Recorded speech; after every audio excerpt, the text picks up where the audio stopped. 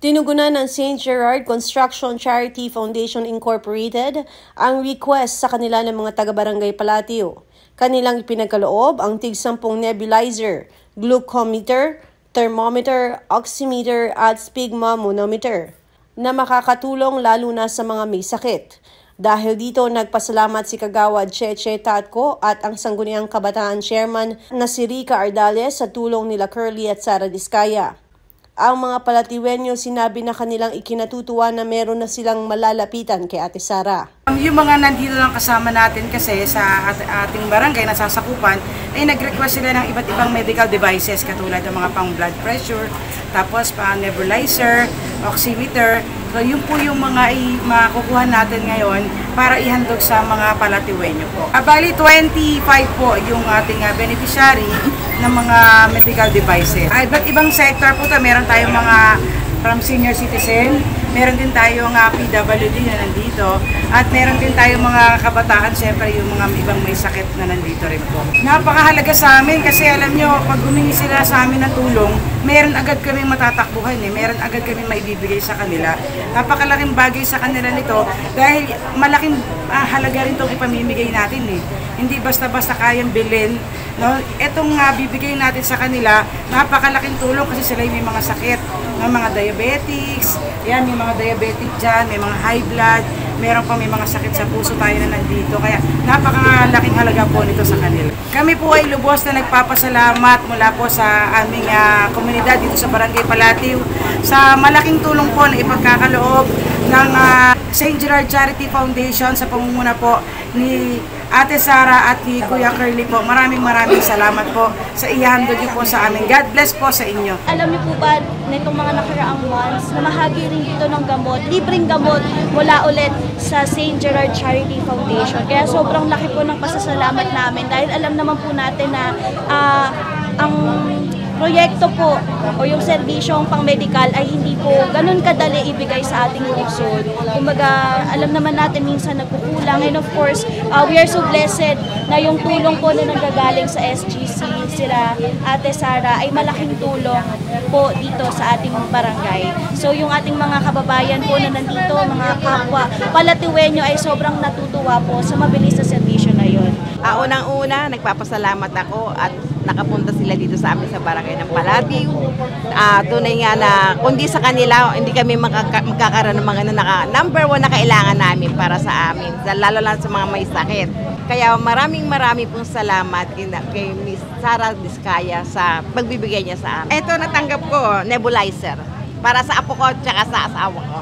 Maraming salamat. Maraming salamat kay Ate Sara at kay Kuya Carly sa pagbibigay po ng medical equipment sa amin dito sa Palatio. Kami po ngayon ay nagpapasalamat at mayroon na ho kaming lalapitan, madaling malapitan si Ate Sara dito sa Pasig. Maraming salamat. Nebulizer ang natanggap ko para ho sa hika dahil yung apo ko may hika. Maraming salamat.